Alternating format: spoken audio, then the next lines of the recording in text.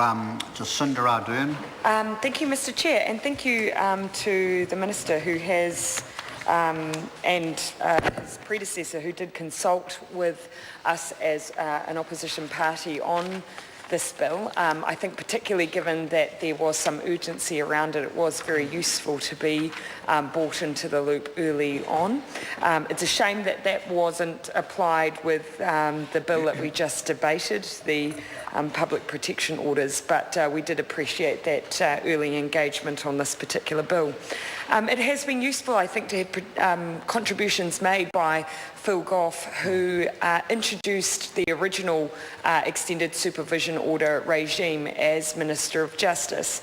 And I think while it's very easy as us as members of the House to debate these bills with some distance and discussing the raw number of individuals who might be covered by it, it's a very different thing when I think as a Minister of Justice you're presented with a specific case, a specific offender who is going to be released back into the community, who the parole board has specifically determined to be unfit to be returned into the community, and to be faced with that and the knowledge that unless something is done, and that person who poses an imminent risk does reoffend and you've been briefed on it, then where does your responsibility in that lie? And that is a very difficult position to be put in as an individual, and yet that is what any minister faces, and what Phil Goff, I recall, faced at the time that he introduced extended supervision orders. And it's likely that we may very well have a minister in the chair who has faced that again. So whilst this bill removes essentially the expiry that existed when extended supervision orders were first put in place, it does fundamentally change the regime as well. We're not just talking now about child sex offenders, which is what it was originally designed for, but now those who are deemed to be violent offenders or violent sexual offenders as well. But there's an additional clause that I want to come to in Part 1, Clause 7, which sets out under 1B that also an eligible offender is a person who has arrived in New Zealand within 6 months of ceasing to be subject to any sentence, supervision, conditions or order imposed on the person for and it specifies a relevant offence by an overseas court, so it doesn't specify in the schedule what they may be, because of course you have to make an assessment of a relevant offence in an overseas jurisdiction, and has since that arrival been in New Zealand for less than 6 months and resides or intends to reside in New Zealand. Couple of questions. Has since that arrival been in New Zealand for less than 6 months? What if an individual is not brought to the notice of corrections, has a relevant offence, may actually be covered by and be a contender for an extended supervision order, but has come to New Zealand, managed to fly under the radar for 7 months before they've come to the attention of the Department of Corrections? Obviously, based on that clause, my assumption is they'd no longer be eligible for an extended supervision order, which then, and also it stipulates that they reside or intend to reside in New Zealand.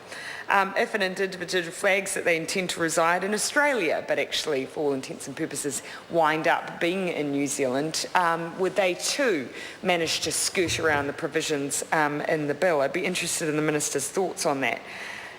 Functionally, also, I'm interested in how this clause will be enacted. I unfortunately again wasn't on the select committee, although usually a member, but wasn't on the select committee for the consideration of this bill.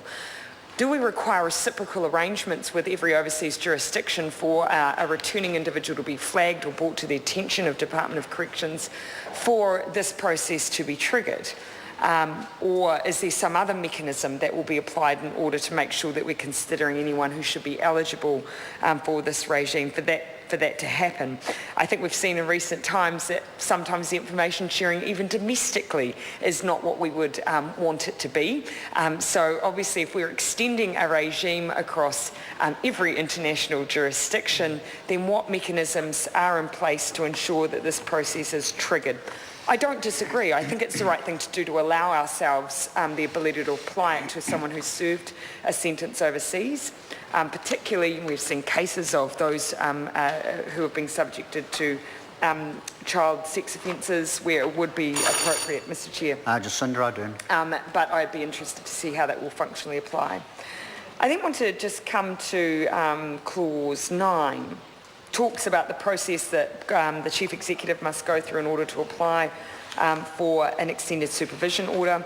I think the Select Committee did some good work here in making sure that the criteria wasn't quite as prescriptive as what applies for a public protection order.